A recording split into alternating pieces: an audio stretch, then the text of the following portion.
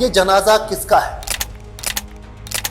पाकिस्तान के प्रेसिडेंट और chief of the army staff Asif Munir ने किसके जनाजे पर फूल भेजे हैं? क्या भारत के हमले में मसूद अजहर मारा गया? क्या भारत के मिसाइल अटैक में मारे गए मसूद अजहर को जिंदा दिखाने के लिए आईएसआई और पाकिस्तानी सेना ने बोला है सबसे बड़ा झूठ? क्या पाकिस्तान मसूद अजहर की मौत को छिपा रहा है? कहीं ऐसा तो नहीं कि भारत के हमले में मरे हुए मसूद अजहर को पाकिस्तान ने जिंदा करके दिखाया? ऐसा इसलिए क्योंकि एक आतंकी जो हमेशा खून बहाने की बात करता था अब कह रहा है मेरी बहन मर गई, मेरे बच्चे मर गए, मुझे भी मौत आ जाए।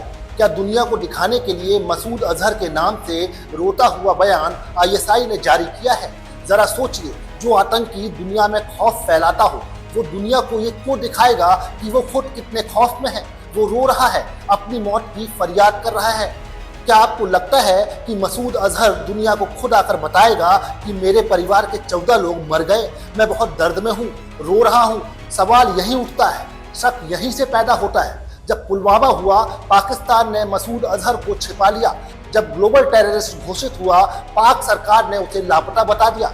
जरा सोचिए, जो पाकिस्तान आज तक ये मानने को तैयार नहीं हुआ कि मसूद अजहर उसकी जमीन पर है, ऐसे में जब भारतीय सेना ने पाकिस्तान के बहावलपुर में आतंकी ठिकाने पर हमला किया तो उस मसूद अजहर की आवाज दुनिया को सुनाने की क्या जरूरत पड़ गई?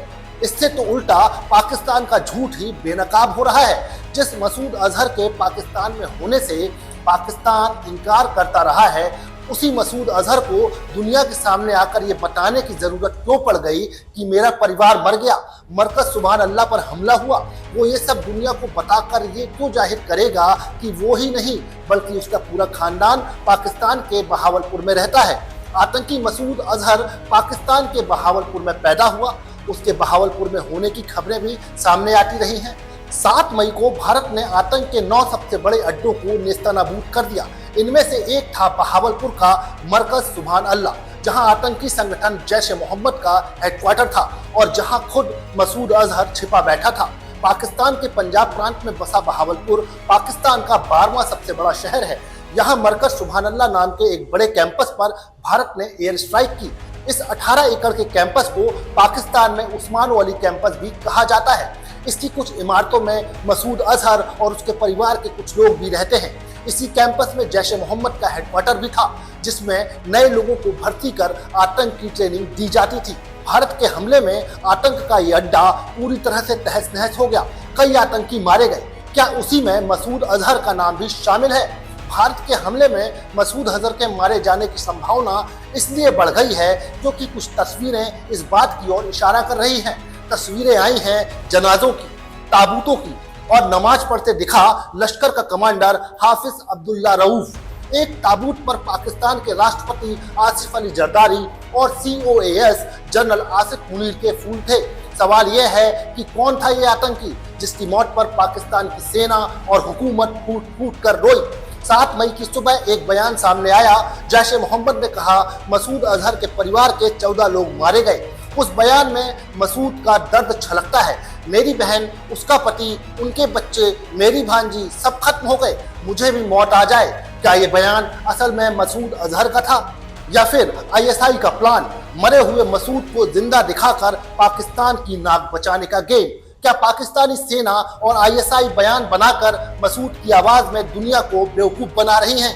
पाकिस्तान का एक और दावा है कि मसूद अजहर अफगानिस्तान भाग गया था, पर इसमें कितनी सच्चाई है ये कोई नहीं जानता। लेकिन जिस तरह की तस्वीरें दिख रही हैं और जिस तरह से पाकिस्तानी सेना के बड़े अफसर आतंकियों के जनाजे में आंसू बहा रहे हैं, फूल कार्ड भेज रहे हैं, वो सवाल खड़े कर रही हैं कि भारत के हमले में आतंक का बड़ा सरगना ढेर हुआ है। वरना इतना दर्द किसके लिए पाकिस्तानी सेना और हुक्मरान रो रहे हैं? पाकिस्तान में मसूद अजहर को सेना का प्रोटेक्शन मिला हुआ था, लेकिन पाकिस्तान ये नहीं मानता कि मसूद उसकी जमीन पर मौजूद है। इसलिए पाकिस्तान मसूद अजहर के मारे जाने की बात छिपाने की कोशिश कर सकता है। लेकिन तस्वीरें और माहौल तो यही सवाल खड़े कर रहे हैं कि कहीं मसूद अजहर मारा तो नहीं गया। पाकिस्तानी आतंकी अड्डों पर भारत की स्ट्राइक के बाद जिस तरह से पाकिस्तान तिलमिलाया हुआ है, जिस तरह से उसने 8-9 मई की दरमियानी रात भारत के जम्मू और राजस्थान में हमले की नाकाम कोशिश की, उससे तो यही लगता है कि 7 मई को भारत ने पाकिस्तान को वाकई उसकी कल्पना से बड़ी चोट पहुंचाई है और अपनी नाक बचाने के लिए पाकिस्तान सच को छिपा रहा है। आप क्या सोचते हैं? कमेंट में जरूर बताएं। वीडियो को शेयर करें और चैनल को सब्सक्राइब करें और भारत की सच्ची ताकत की आवाज को सब तक पहुंचाएं। जय हिंद।